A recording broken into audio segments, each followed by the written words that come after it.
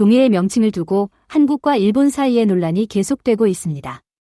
그런데 1905년 이전까지 일본 정부가 동해를 조선해라고 공식적으로 표기한 문서들이 다수 발견됐습니다. 즉, 일본해라는 명칭은 조선 침략이 본격화된 1905년 이후에 등장했다는 것입니다. 국제수로기구 IHO의 공식 지도에는 여전히 동해가 일본해로 표기되어 있습니다. 이는 1929년 일제강점기 시절 일본이 국제사회에 제출한 명칭이 그대로 사용되고 있는 것이죠. 하지만 일본 정부가 1905년 이전까지 동해를 조선해라고 기록한 공식 관보들이 확인됐습니다. 예를 들어 1902년 9월 1일 자 일본 관보에는 조선해에서 어업을 하려면 외국영해 수산조합법의 규정을 따라야 한다는 내용이 나옵니다. 즉, 일본 스스로 동해를 외국의 바다, 즉 조선의 바다라고 명확히 인정한 것입니다.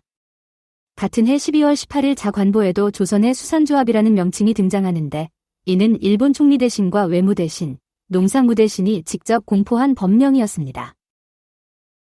이처럼 일본 정부가 조선해라는 명칭을 공식적으로 사용한 관보는 1893년부터 1904년까지 최소 7차례나 등장합니다. 그러나 1905년 러일 전쟁에서 일본이 승리하면서 분위기가 바뀌었고 이후부터 본격적으로 일본해라는 명칭이 자리 잡게 됩니다. 이 문제는 단순한 명칭 논쟁이 아니라 일본의 제국주의적 침략과 깊은 연관이 있습니다. 한국영토학회 이상태 회장은 러일 전쟁 승리 이후 일본이 자신감을 얻으면서 동해를 일본해로 굳혀가기 시작했다고 설명합니다.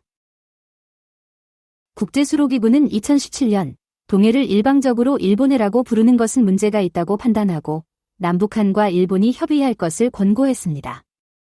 하지만 일본은 이에 대해 소극적인 태도로 일관하고 있습니다. 다행히 국제사회에서 동해 표기 방식이 조금씩 바뀌고 있습니다.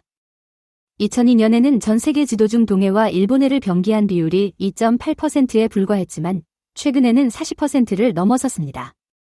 점점 더 많은 나라가 동해라는 명칭을 인정하고 있는 것이죠. 이제 중요한 것은 우리가 꾸준히 역사적 근거를 바탕으로 동해의 올바른 명칭을 알리고 국제사회에서 이를 공식적으로 인정받는 것입니다.